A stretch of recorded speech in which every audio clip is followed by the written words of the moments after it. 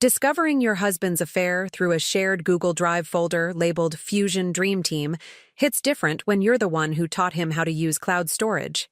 Thursday, September 18th, 10:47 a.m. I'm sitting in my home office in our McMansion in Portland's West Hills, reviewing a client's portfolio, when Holden's laptop, which he conveniently left open on the kitchen counter, pings with a notification. Now, I'm not the snooping type. I'm Mira Vaughn, 38-year-old financial consultant, mother of one brilliant 9-year-old daughter named Ivy, and the kind of wife who genuinely believed working late meant actual work. Spoiler alert, I was adorably naive. The notification preview reads, Karina added new files to Fusion Dream Team, final budget. Karina. That name had been floating around our house for 6 months like a particularly persistent fruit fly. Karina from my MBA cohort. Karina thinks we should diversify. Karina has this amazing idea about fusion cuisine. I should have known when he started using words like synergy at the dinner table. Here's the thing about being a financial consultant. You develop a sixth sense for when numbers don't add up. And my husband's story?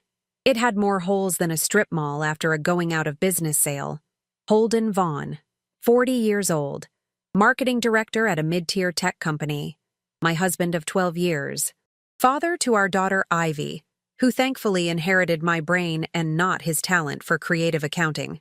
We met at a networking event in downtown Portland back in 2013. Got married within a year. Classic millennial romance, complete with a wedding at a converted barn and artisanal everything. For a decade, we were that couple. The ones who hosted elaborate Thanksgiving dinners, showed up to PTA meetings together, took annual trips to Cannon Beach. We had the house in the right neighborhood, the Subaru Outback in the driveway, and a golden retriever named Biscuit who's currently sleeping under my desk, blissfully unaware that his world is about to implode. But somewhere between our 10th anniversary and Ivy starting 4th grade, Holden discovered ambition. Or more accurately, Holden discovered Karina Landry. I click on the notification, and Google Drive opens like Pandora's box. The folder is a masterpiece of organizational betrayal. Market analysis, location scouting photos, menu mock-ups, and, my personal favorite, a subfolder titled Our Vision. Our Vision. Not the restaurant vision. Our. I scroll through documents with clinical detachment. Photos of a commercial space in Portland's trendy Division Street district. Financial projections that are embarrassingly optimistic. A mission statement using the word journey 17 times. And then, buried in a subfolder labeled Personal, I find it. A photo of them. Holden and Karina, standing in front of their potential restaurant location, her hand on his chest, both looking at each other like they're in a cologne commercial. The timestamp reads July 4th, Independence Day. While Ivy and I were watching fireworks at Waterfront Park, eating overpriced corn dogs, Holden was declaring independence from his marriage vows. The affair itself? Not even the most creative part of this betrayal. It's the restaurant that really showcases Holden's special brand of audacity. They want to open a fusion restaurant, Korean-Italian, because apparently cultural appropriation and adultery pair well together, in one of Portland's hottest neighborhoods. The projected startup cost? $850,000. Their current funding? Maybe $200,000. Most of it probably from Karina's family money. The business plan reads like it was written by someone who watched too much Food Network and not enough Shark Tank. And here's where it gets really good. They need investors. Big ones. Anonymous ones if possible because, and I'm reading directly from their funding strategy, we want to maintain creative control and avoid too many cooks in the kitchen. Oh, the irony is so thick I could spread it on toast. I lean back in my Herman Miller chair and stare at the ceiling. Our bedroom is directly above my office. The bed where we've slept together for 12 years. Where we made Ivy. Where he probably texts Karina while I'm brushing my teeth. The rage doesn't come immediately. First, there's this weird detached curiosity, like watching a true crime documentary about your own life. Then comes the mental inventory. Our joint accounts, our mortgage, Ivy's college fund that I've been meticulously managing. Holden thinks I'm boring. I know this because 2 months ago, I overheard him on the phone in the garage. Mira's great, but she's so practical. Everything's about returns on investment and risk assessment. When was the last time we did something spontaneous? Spontaneous.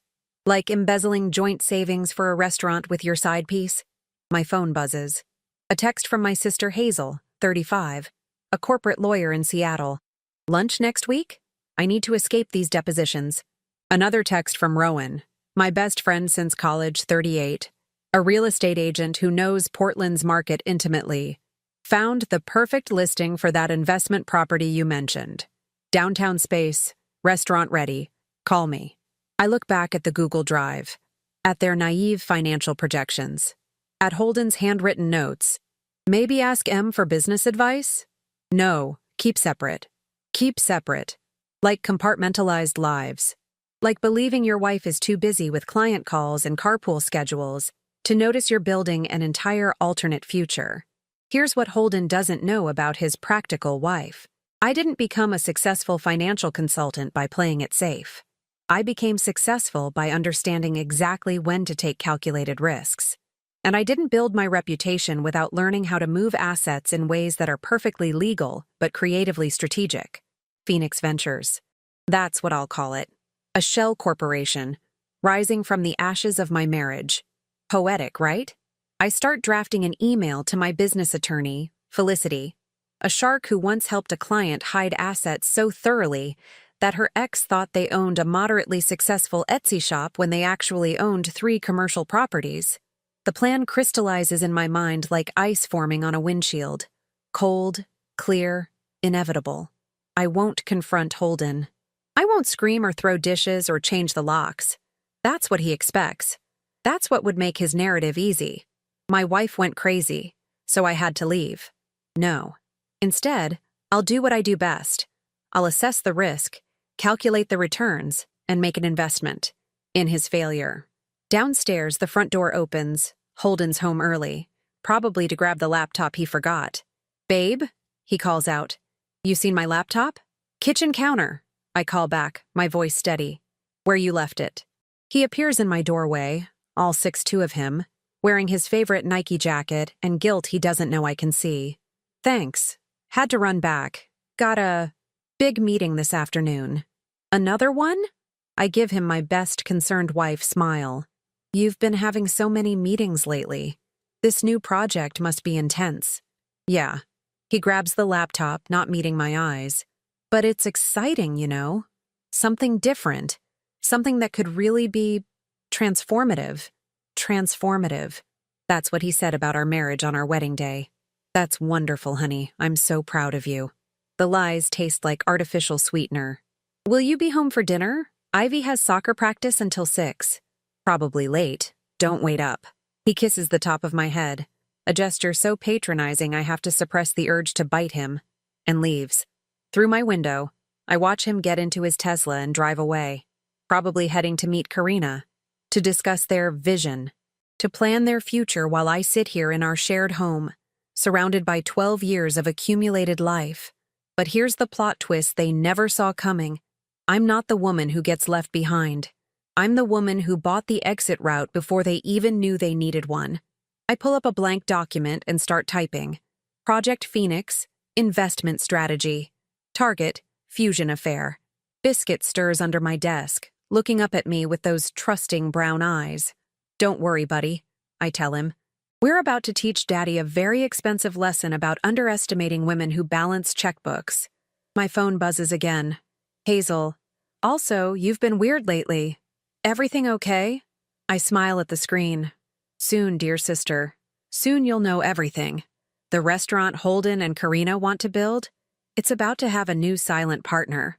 One who controls 51% of everything. One who's been reviewing their budget and noticing all the places where they're about to fail. One who knows exactly how to fix those failures while simultaneously destroying everything they hope to build. Welcome to my investment strategy, where the returns are measured in poetic justice and the dividends are paid in schadenfreude.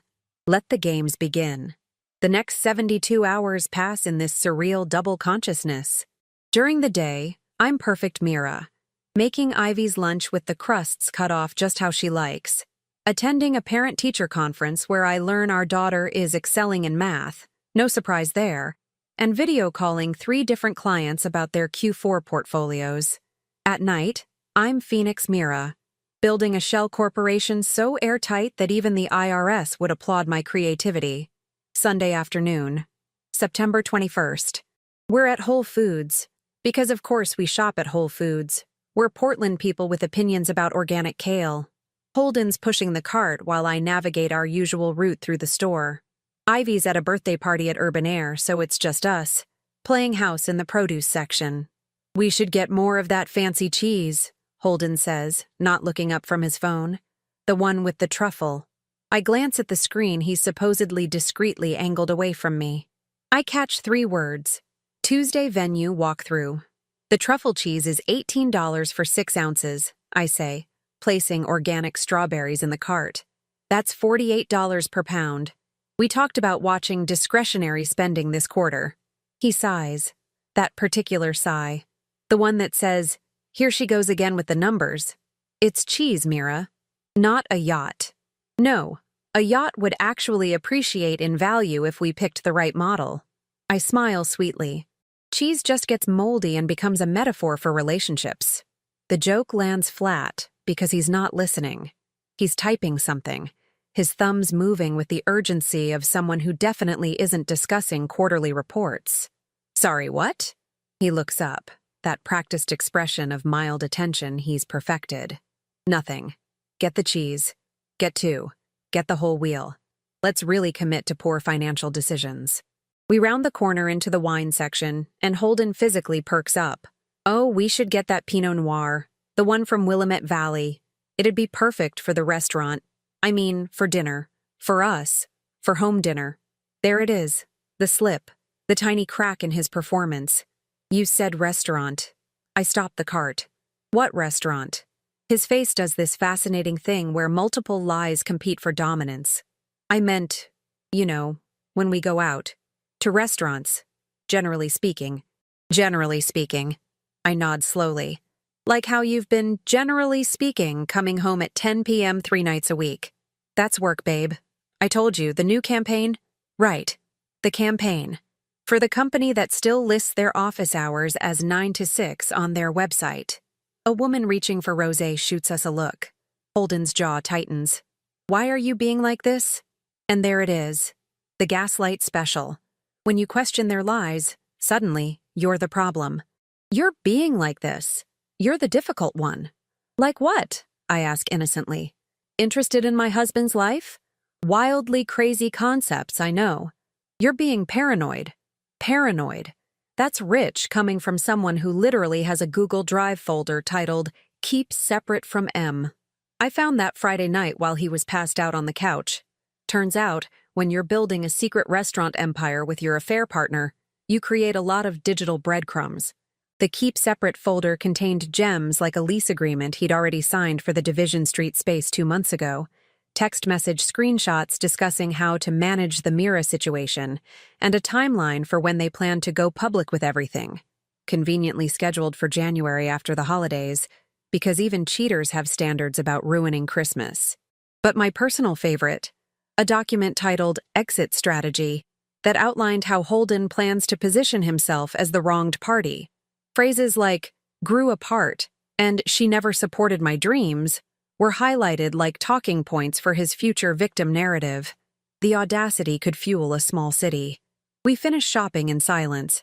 At checkout, the cashier, a 20-something with purple hair and a name tag reading River, because Portland, makes cheerful small talk. Holden charms her with his marketing director smile, the one that says, I'm a nice guy who recycles and drinks local craft beer. River doesn't know she's bagging groceries for a man who's literally stealing from his family's future to fund his midlife crisis. We drive home, unpack in coordinated silence, a dance perfected over 12 years. Holden disappears upstairs to check emails. I start meal prep, channeling rage into violently chopping vegetables. My phone buzzes. Hazel. Okay, you're officially worrying me. Lunch tomorrow in Portland? I'll drive down. I respond. Make it dinner, and bring your shark lawyer brain. I need it. 30 seconds later. OMG, what happened? Tomorrow. Trust me, you'll want wine for this story. Another buzz. Rowan. That property I mentioned? Owner's motivated. Restaurant space, fully equipped kitchen, Division Street. Wants to close fast. Interested? I stop chopping. Look at my phone. Look at the ceiling, where Holden is presumably upstairs texting Karina about their dream location. The same location Rowan just sent me. The universe has jokes. I call Rowan immediately. The Division Street property. Send me everything. And I mean everything. Comps, traffic patterns, lease terms, owner motivation, what the previous tenant served for lunch. Full analysis by tomorrow morning. Mira, that's like 40 hours of work compressed into 12. I'll pay you double your usual research fee. Okay, but why the urgency? You've never been this aggressive about a property. Let's just say I'm considering a hostile takeover of the fusion cuisine market. I keep my voice light. Can you do it or not? For double. I'll have it to you by 7 a.m. But you're buying me brunch and explaining this weirdness. Deal. I hang up and continue destroying innocent carrots. Upstairs I hear Holden laughing. Actually laughing. A sound I haven't heard directed at me in months. He's probably FaceTiming her, discussing their vision, while I'm down here preparing his meals for the week like some kind of 1950s housewife cosplay. Monday morning, September 22nd. I drop Ivy at school, watching her run toward her friend group with her rainbow backpack bouncing. She turns back, waves, gives me that smile that makes every sacrifice worth it. Whatever happens with Holden, I need to protect this. Her stability, her happiness, her belief that families stay together. At 7:15 a.m., Rowan's email hits my inbox. The subject line reads, "Your mystery property, and girl, we need to talk." I open it in my car, still in the school parking lot. The report is thorough. The Division Street space is a former Italian restaurant that closed 6 months ago after the owner retired. 3,500 square feet. Commercial kitchen with all equipment included. Patio seating. Prime location near trendy boutiques and the new condos that went up last year. Current asking price, $425,000 to purchase the building outright, or $8,500 per month to lease. Estimated monthly operating costs for a restaurant, $45,000, $55,000. Projected time to profitability for a new restaurant in that location, 18 to 24 months. Holden and Karina's financial projections show them breaking even in 6 months. I actually laugh out loud in my Subaru. 6 months. These absolute children think they're going to open a fusion restaurant in one of Portland's most competitive food markets and be profitable in 6 months. Their business plan is less realistic than Ivy's belief in the tooth fairy, and she's 9. At the bottom of Rowan's report, there's a personal note. Mir, I did some digging. Someone's already inquiring about this property hard. Multiple phone calls, sent representatives to view it 3 times last week. The owner mentioned it's a young couple wanting to open a Korean-Italian place. Ring any bells? Call me now. My phone rings immediately. Rowan doesn't wait for me to say hello. Explain. Can't. Not yet. But I need you to do something for me, and I need you to trust me without questions. This is either going to be brilliant, or I'm going to be visiting you in prison. Probably both. I need you to submit an offer on that property. Cash offer, 30 days to close, 10% over asking. But it needs to come through a corporate entity that can't be traced back to me. Silence. Then, Mira, what is happening? Holden's having an affair. They're opening that restaurant together. I'm about to become their majority investor, without them knowing it's me. More silence. Then Rowan starts laughing. Not polite laughter. Full body, can't breathe, tears streaming laughter. Oh my God. Oh my God. This is the most savage thing I've ever heard. I'm in. I'm so in. What do you need? Help me buy a building and destroy my husband's dreams. In that order. Best Monday ever. I'll call the owner within the hour. I hang up and sit in my car, watching other parents drop off their kids, everyone playing their roles in this suburban theater. Soccer moms and dads, professionals in business casual, nannies with multiple children in tow. All of us pretending we have it together. All of us hiding something. My phone buzzes. A text from Holden. Forgot to mention, I have a networking dinner Wednesday night. Don't wait up. Networking dinner. Is that what we're calling it now? I respond, no problem. Ivy and I will have a girls' night. Maybe we'll watch one of those cooking competition shows. I've been really interested in restaurant failures lately. So educational. The 3 dots appear, disappear, appear again. Then, sounds fun. He doesn't get the joke, but he will. Oh, honey, he absolutely will. Monday evening, September 22nd. Hazel arrives at my house at 6:30 p.m. sharp, carrying a bottle of wine that probably costs more than most people's car payments. My sister doesn't do anything by halves. Not her legal career, not her designer wardrobe, and definitely not her reaction when I explain the situation. I'm going to murder him, she says, exactly 4 minutes into my explanation. We're in my kitchen. Ivy safely upstairs doing homework with noise-canceling headphones. Biscuit sleeping at our feet. I'm going to murder him, and then I'm going to resurrect him just so I can file the most vicious divorce papers the state of Oregon has ever seen. No murder necessary. I have a better plan. I spread the documents across my kitchen island. Rowan's property analysis. Screenshots from Holden's Google Drive. The timeline of the affair. The restaurant's laughably optimistic financial projections. And finally, the corporate documents for Phoenix Ventures, LLC, established Friday afternoon with Felicity's help. Hazel studies everything with her lawyer brain fully activated. She's quiet for 3 full minutes, an eternity for my sister, before she looks up at me with something like awe. You're going to buy the building out from under them. Better, I already did. Rowan submitted the offer this morning. All cash, close in 30 days, 10% over asking. The owner accepted 2 hours ago. Holy! Hazel stops herself, glancing toward the stairs. Mira, this is beautifully vindictive. I prefer financially strategic. I pour us both wine. But here's the thing. I don't just want the building. I want control.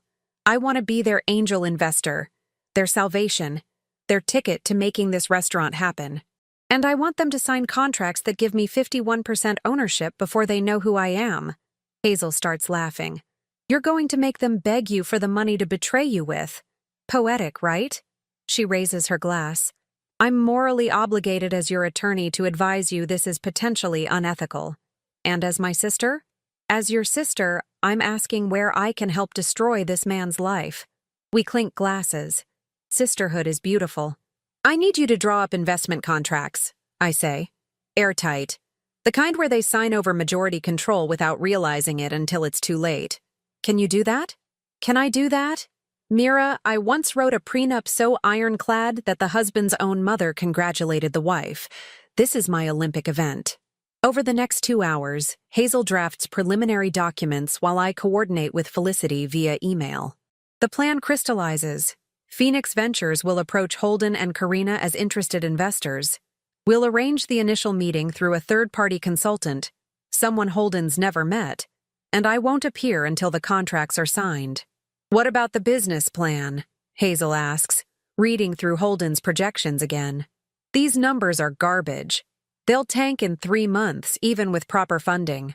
Exactly. That's where I come in as the concerned investor who insists on operational changes. Every decision, every vendor, every menu item, I'll have final approval, and I'm going to watch them slowly realize they built a prison for themselves. You're kind of scary when you're calculating. 12 years of marriage to a cheater will do that. My phone buzzes. A text from Holden. Dinner running late. Don't wait up. Love you. Love you. 2 words he types while probably sitting across from her at some trendy restaurant, discussing their future while I fund it from our joint account. I show Hazel the text. She makes a sound like an angry cat. Wednesday, I say. His networking dinner. Want to do surveillance? I'm a corporate attorney, not a private investigator. So that's a yes? Obviously that's a yes. Tuesday morning, September 23rd. I meet with Felicity at her downtown office, all glass and steel and aggressive professionalism. She's 50-something, with silver hair cut in a sharp bob, and the kind of presence that makes opposing counsel weep. Mira. She doesn't smile, just gestures to the chair across from her massive desk. Your shell corporation is established, fully legal, completely untraceable to you personally. Now explain why you're buying a restaurant property. I explain. Everything. She listens without interrupting, which is somehow more intimidating than if she'd reacted. When I finish, she leans back in her chair. This is either genius or you're having a breakdown. Can it be both? Fair point. She pulls up documents on her computer. Here's what we're going to do. Phoenix Ventures purchases the building outright. That closes in 30 days. Simultaneously, we establish a second entity, Cascade Capital Partners, that will approach your husband and his friend about investment. Cascade will offer them exactly what they need, startup capital in exchange for equity. We'll structure it so they think they're getting a great deal. 65% ownership for them combined, 35% for us. But buried in the operational clauses, we retain final decision authority on all major business decisions, which effectively means control. Will they sign that? Desperate people sign anything. And based on these financials, they're very desperate. She pauses. There's one problem. What? You're using joint marital assets for this. When the divorce happens, and it will happen, this could get complicated. I've thought about that. The building purchase comes from my separate business account, my consulting income. The investment offer will come from Phoenix Ventures, which is funded by my personal assets from before the marriage. Everything's clean. Felicity actually smiles. You've been planning this? I've been planning this since I was 22 and knew I never wanted to be financially dependent on anyone. I lean forward. Can you make this happen? I can make this happen. But Mira, understand? Once you start this, there's no going back. You're going to destroy your marriage. Felicity, my marriage was destroyed the moment he decided someone else was more important. I'm just controlling how it ends. She nods slowly. Then let's burn this thing down properly. Wednesday evening. September 24th. Hazel picks me up at 7 p.m. in her Tesla, because apparently everyone in my life drives Teslas now, and we head to downtown Portland.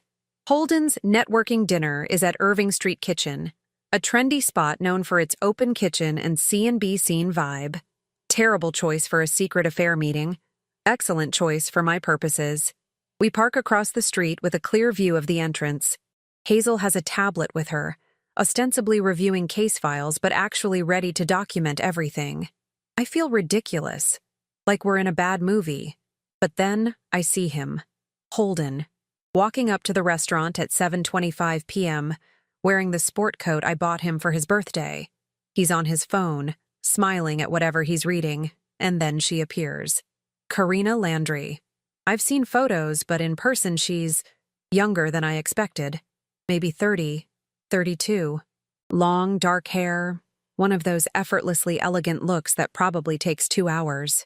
She's wearing designer jeans and heels, and when Holden sees her, his whole face transforms. That's what hurts. Not the affair itself, but the expression on his face. The way he looks at her like she's sunlight. The way he used to look at me 12 years ago. They embrace. Not a friendly hug. A real embrace. His hand on her lower back. Her face buried in his neck. Then they walk into the restaurant together, and I watch through the windows as they're seated at an intimate corner table. Want me to go in there and accidentally spill wine on them? Hazel asks. Tempting. But no. I pull out my phone and take several photos through the window. Time-stamped. Location tagged. I just need evidence that his networking dinners aren't about networking. We watch them for 30 minutes. They're clearly comfortable together, laughing, touching hands across the table, sharing food. This isn't new. This isn't awkward. This is a relationship. A whole separate relationship that exists parallel to our marriage. At one point, Holden pulls out his laptop, the same one I used to discover everything, and they lean over it together, looking at something on the screen. The restaurant plans, probably. Their future. Their dream. Built on my money. In my city. While I sit at home with our daughter. My phone buzzes. A text from Holden. Dinner going long. These clients are chatty. Be home around 10. Kiss Ivy goodnight for me. I show Hazel. She looks at the restaurant. At Holden visible through the window. Then back at the phone. I want to be there when you destroy him. You will be. I promise. Thursday morning, September 25th. Everything starts moving fast. Felicity emails me. Cascade Capital Partners is established. We have a representative ready to approach them. Give me the go-ahead and we'll make contact tomorrow. Rowan texts. Building inspection scheduled for next week. This is really happening, isn't it? Hazel sends a draft of the investment contracts. These are bulletproof. They'll think they're getting a gift from heaven. They're actually signing over control of everything. Review and approve. I sit in my home office, biscuit at my feet, and review every document. The building purchase agreement, the LLC formation papers, the investment proposal, the contracts that will give me 51% control disguised as a generous deal. Everything is perfect. Everything is legal. Everything is about to change. And the best part? Holden still thinks I'm just his boring, practical wife who cares too much about spreadsheets and not enough about his dreams. He's about to learn that spreadsheets are how you win wars. I email Felicity. Go ahead. Make contact. Let's introduce them to their new investor. Her response comes immediately. Burning it down. This is going to be fun. I lean back in my chair and look at the ceiling. Above me, Holden's getting ready for work, completely unaware that his entire future is being carefully dismantled by the woman he underestimated. The woman who taught him how to use Google Drive. The irony is almost too perfect. Friday morning, September 26th. Felicity's representative, a professional consultant named Marcus who specializes in restaurant investments, makes contact with Holden. I'm not there for the initial call, but Felicity sends me a recording of his voicemail response.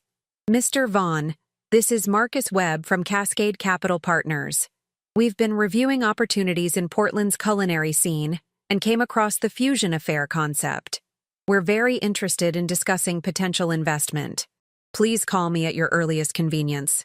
Holden calls back in 14 minutes. Felicity times it. Over the next week, everything accelerates. Marcus meets with Holden and Karina twice. They're desperate, enthusiastic, and according to Marcus's reports, almost offensively naive about basic business operations. Their projected food costs are 30% too low. Their staffing plan is understaffed by at least 3 people. They've budgeted nothing for marketing beyond social media presence. It's like watching children play restaurant. Wednesday, October 1st. The investment meeting. Cascade Capital Partners offers them exactly what they need, $450,000 in startup capital. In exchange, Cascade wants 35% equity. Holden and Karina will split 65% between them. On paper, it looks generous. They're maintaining majority ownership. They get the funding they desperately need. It's a dream scenario. Except buried in the operational agreement, the part that most people skim because it's 70 pages of legal terminology, are clauses that give the investor final approval on all major business decisions. Vendor selection, menu pricing, hiring and firing, lease negotiations, marketing strategy. Everything that actually matters. Hazel crafted it beautifully. They'll own 65% of nothing they can control. They sign on Thursday, October 2nd. Marcus sends me a photo of the executed contracts. I'm at Ivy's soccer game, watching our daughter score a goal, when I receive confirmation that I now own 51% control of my husband's affair project. Life is remarkably strange sometimes. The building purchase closes on October 20th. Phoenix Ventures now owns the Division Street property. Cascade Capital immediately offers Holden and Karina a lease at below market rates, 15% less than they'd budgeted. They're thrilled. They think they found the deal of the century. They have no idea their landlord and their investor are the same person, or that the same person is currently sleeping in their bed and making their breakfast. The restaurant build-out begins in early November, and this is where I start exercising my contractual rights. Their first choice for a general contractor? Overpriced and unreliable. I reject it, suggest an alternative, one who happens to be excellent and costs 30% less. They're confused but grateful. Their kitchen equipment vendor? Marked up by 40%. I reject it, provide a better option. Again, confusion and gratitude. Their proposed menu pricing? Undervalued by at least 20%. I require adjustments. Holden actually argues this one. But the contract is clear. Final approval rests with the investor. Every decision, I'm there. Not as Mira, but as the mysterious Cascade Capital partners, protecting their investment, making them better despite themselves. It's infuriating for them and absolutely delicious for me. At home, Holden's stress levels are approaching critical mass. He complains constantly about the controlling investors who won't let us execute our vision. They keep changing everything, he rants over dinner on November 10th, pushing his food around his plate. Ivy's at a sleepover, so it's just us. We wanted this specific Italian tile for the bathrooms, but they insisted on a different option. We wanted local craft beer on tap. They're making us diversify the beer selection. It's like they don't trust us. Maybe they're trying to help? I offer innocently. I mean, they did give you almost $500,000. Maybe they know something about running successful restaurants? We know what we're doing, Mira. This is our dream. Still protecting the fantasy that this is his and Karina's special project. I'm sure it'll work out, I say, refilling his wine. You're so talented. I believe in you. The lies taste like victory now. November 18th. The soft opening is supposed to be an intimate event. 50 people, mostly Holden and Karina's friends and family. Low-key, quiet. A chance to test the menu before the official launch. Cascade Capital Partners has other ideas. Marcus contacts them with a proposal. What if we made the soft opening a bigger event? Invite local food critics, bloggers, maybe some local media. Generate early buzz. We'll cover the additional costs. They resist initially. Karina, especially. She wants it intimate and personal. But the contract is clear, and the investor is offering to pay for everything. They agree. The night of November 22nd, I'm getting ready in our bedroom. Black dress, heels, professional makeup. Holden thinks I'm attending a client dinner downtown. You look nice, he says, barely glancing up from his laptop. He's probably emailing her about last-minute details. Thanks. New client? Want to make a good impression? You'll be okay with Ivy? Yeah, we're doing movie night. Don't wait up. I won't. Because I'll be at his restaurant opening, watching his face when he realizes who actually owns his dream. Hazel picks me up at 6:30. Rowan meets us there. Felicity arrives separately. All business in a power suit that could intimidate a federal judge. The restaurant looks beautiful. I'll give them that. The space is transformed. Warm lighting, the Korean-Italian fusion aesthetic somehow works. Open kitchen visible from the dining area. It's actually exactly what I would have created if I'd designed it myself. Which, technically, I kind of did. Every major decision has my fingerprints on it. The guest list is about 120 people now. Food critics from Portland Monthly and The Oregonian. Local lifestyle bloggers with significant followings. The kind of opening that can make or break a restaurant before it officially launches. Holden and Karina are working the room, nervous but excited. She's wearing a stunning red dress. He's in a suit I've never seen before. They look like a power couple, greeting guests, accepting congratulations. They have no idea I'm here. I'm standing near the bar with Hazel and Rowan, partially hidden by a decorative screen, watching. At 7:15, Marcus approaches them. I can't hear the conversation from here, but I see Holden's expression shift from pleasant to confused when Marcus starts explaining that the primary investor would like to address the guests. That the primary investor is here tonight. That the primary investor would like to be introduced. Karina looks around the room nervously. Holden's scanning faces, trying to guess who it might be. Some older gentleman in a suit? That elegant woman near the kitchen? The investor has been so mysterious, communicating only through Marcus and contract signatures. Marcus gestures toward me. I step forward, out from behind the screen. Rowan and Hazel flank me like bodyguards. Felicity appears from the other direction.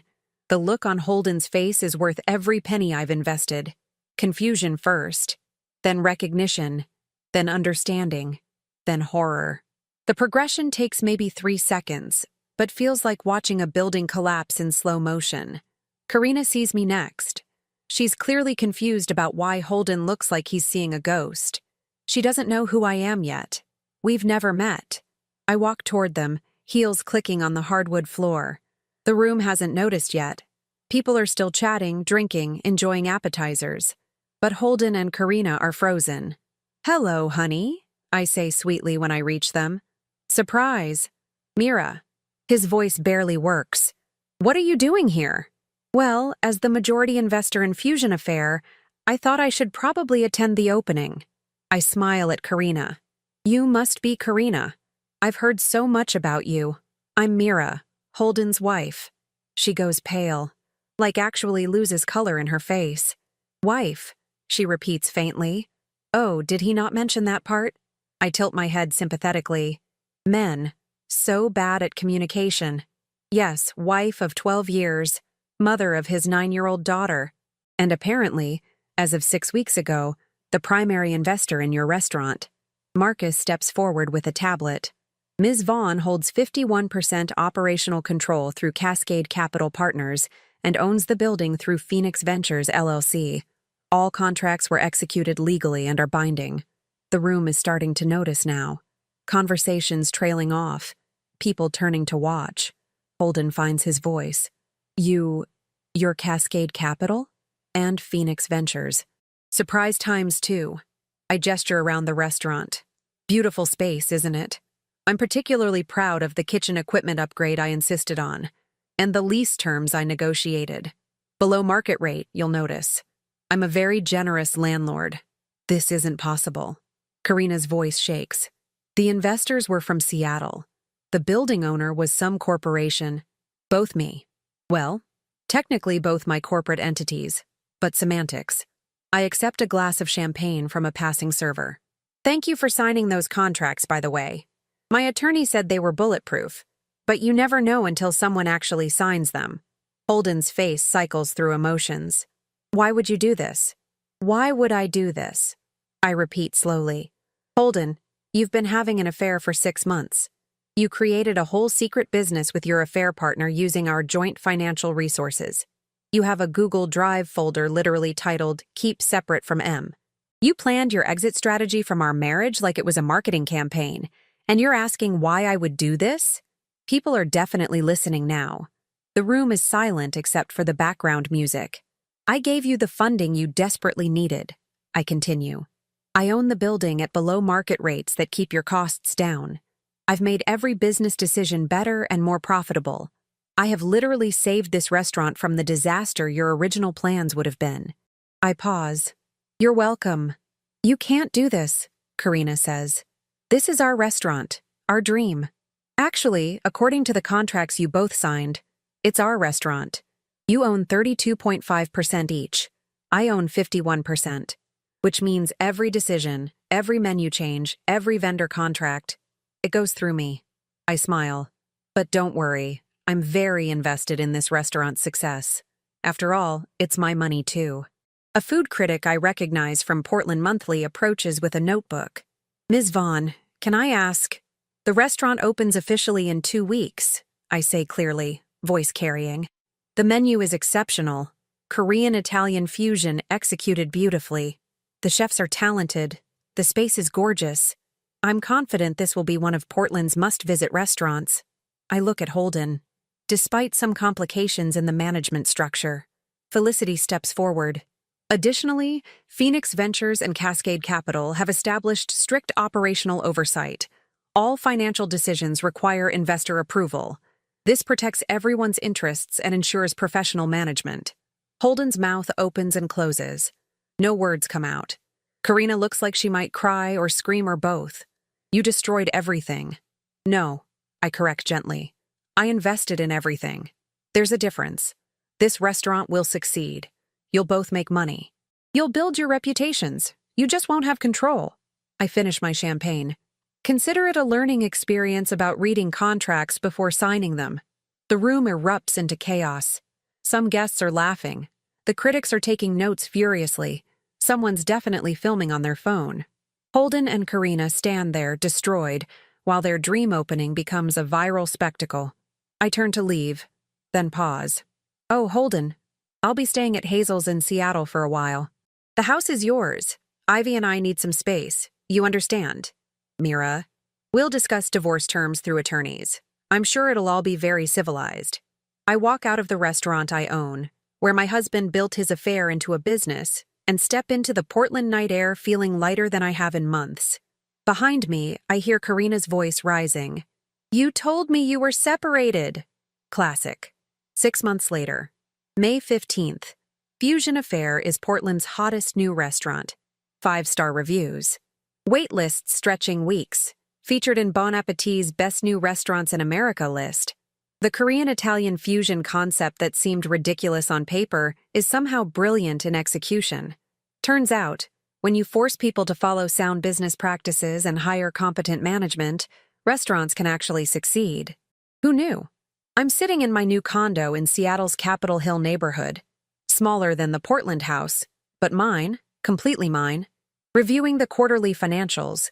My 51% is generating significant returns. Holden and Karina's combined 49% is also doing well. Everyone's making money. They just hate every minute of it. The divorce finalized in March. Holden kept the house. I kept my consulting business and my investment portfolios. We split Ivy's time 50-50, though she's with me most weeks because, surprise, Holden's restaurant schedule doesn't leave much time for parenting. Turns out running a successful restaurant is actual work. Exhausting work. The kind that doesn't leave energy for much else. Karina and Holden are still together, technically. Though according to Rowan, who still has friends in Portland's restaurant scene, the relationship is strained. Building a romance on betrayal and then having it publicly exposed while losing control of your dream project isn't great for long-term relationship health. The restaurant's success is the most delicious irony. Every decision I forced on them, the menu pricing, the vendor selections, the marketing strategy, the operational structure, turned out to be right. They built something remarkable. They just built it in a cage I designed. Marcus sends monthly reports.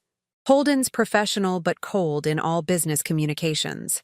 Karina requested that all investor correspondence go through their attorney instead of directly. I graciously agreed. I'm a very accommodating business partner. Last month, they tried to buy me out. Offered me double my investment to sell my shares and walk away. I declined. Not because I need the money. My consulting business is thriving, and I've taken on 3 new major clients since moving to Seattle.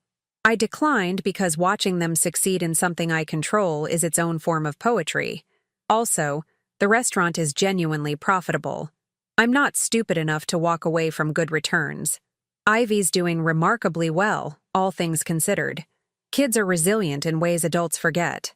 She loves having 2 places, enjoys Seattle's energy, and her grades haven't dropped at all. Last week she told me she wants to be a lawyer like Aunt Hazel when she grows up.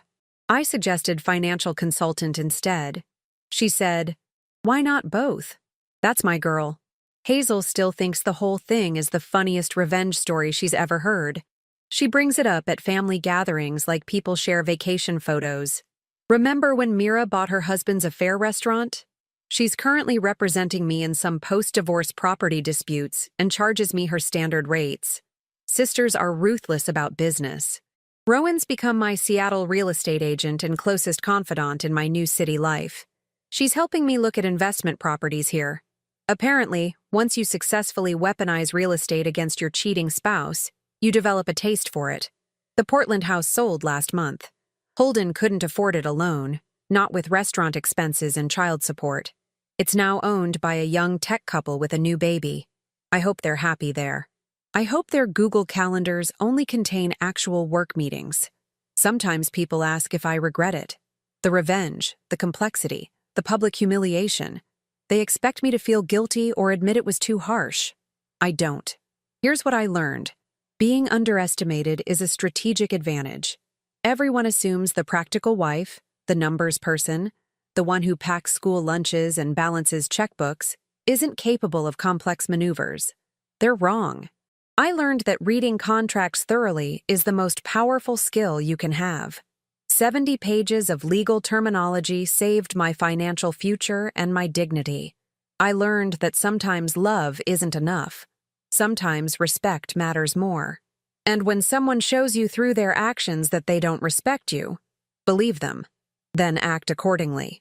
I learned that revenge doesn't have to be destructive. Sometimes it's constructive. I didn't destroy Holden's restaurant. I made it successful. I just did it on my terms. Most importantly, I learned that the opposite of love isn't hate. It's indifference backed by excellent legal counsel and majority ownership. The restaurant sends me dividend checks quarterly. I deposit them into Ivy's college fund. She's 9 now, will be 10 in July. By the time she's 18, her education will be fully funded by her father's affair project. The irony is not lost on me. Last week, Portland Monthly ran a feature on Fusion Affair's success story. They interviewed Holden and Karina about their vision and partnership. The article briefly mentioned investor oversight, but framed it as standard business practice. My name wasn't mentioned. I'm just silent money in the background, exactly where I want to be. I still consult. I still love numbers and spreadsheets and finding patterns in financial data. But now I also love knowing that boring practical skills can be weaponized when necessary. That being underestimated is a gift. That patience and planning beat impulse and passion every single time. Biscuit's sleeping at my feet. I got him in the divorce, obviously. Ivy's at her friend's house. It's Saturday afternoon in Seattle, and I'm reviewing investment opportunities while drinking good coffee and planning my life without constantly wondering where my husband actually is. This is what freedom looks like. It looks like spreadsheets and quarterly reports. It looks like contractual control disguised as generous investment. It looks like teaching your daughter that when someone tries to write you out of the story, you buy the publishing house. My phone buzzes. A text from Marcus. Q2 projections looking strong. Restaurant exceeding targets. Owners requesting meeting about expansion plans. I smile and respond. Schedule it. I'm very interested in protecting my investment. Because here's the final lesson I learned. You don't have to destroy someone to win. Sometimes you just have to own them. Legally, financially, completely. And if that's petty, then pettiness is just strategic planning with better narrative structure. Welcome to the rest of my life. 51% controlled, 100% mine.